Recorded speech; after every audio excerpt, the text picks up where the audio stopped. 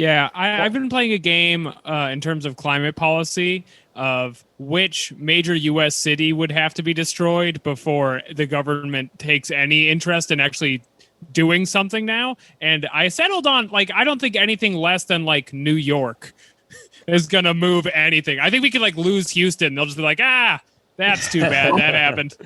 Yeah. Well, with climate, though, it is in some ways kind of incredible how quickly the needle has moved with, obviously we're nowhere near a legislative majority for the Green New Deal, but the way we talk about it, having a program that is like a substantive proposal that people have different variants of, and it's like it's on people's mind, the Green New Deal. And I'm wondering if there's some foreign policy version of that. In other words, like, I know something, Daniel, you've been working on is talking about how, a future president or the political players in America could develop like task forces to, democratize the foreign policy establishment and then start looking at, base closures overseas, bringing people home and, totally redeveloping diplomacy in a way that I think could appeal to Americans now, especially if you have some like data or like a website or something people can go on and see, like, instead of this military base in Saudi Arabia, your home in Naperville, Illinois is going to have clean water. We're going to take this money here and put it here.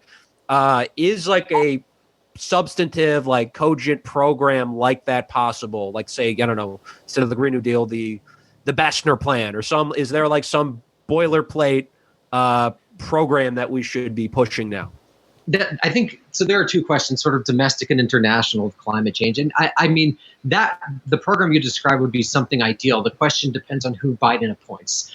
So if he appoints someone like Samantha Power and Susan Rice, it depends on what they're going to focus on. And I don't know how they change, right? Samantha Power was obsessed with humanitarian intervention, but it does seem like there's not a hunger for that in the United States right now by any stretch of the imagination. So does someone like that devote themselves to sort of technocratic solutions to climate problems? Maybe. And that's the sort of thing you might see some sort of movement on in the Biden administration, sort of liberal technocratic solutions to climate change. But I think the issue, so that's domestic, and I think that's right. But when you turn to the international, I think the truth of the matter is climate as a global systemic problem will only be addressed by true international transnational cooperation.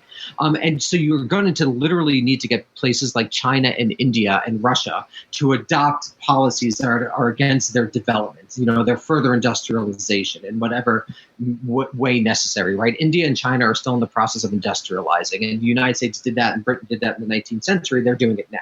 Right. So in some sense, you have to get them to work against their interests to agree with you on an international climate policy. That is an enormously difficult thing to do. And it's never going to happen when the United States is still threatening to dominate in East Asia forever. Mm. So the question is, I think you cannot get any movement on any of those like crucial questions. Is we're going to globally redistribute capital to India so it doesn't have to industrialize in the cheap, horrible environmental way. That'll never happen unless you begin to get rid of the bases.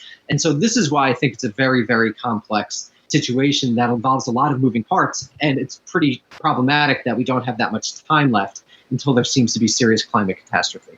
Right.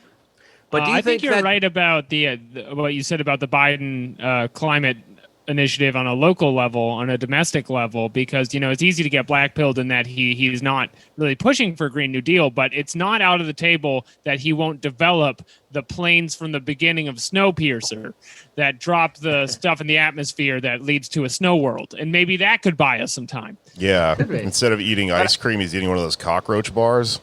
He's like, listen,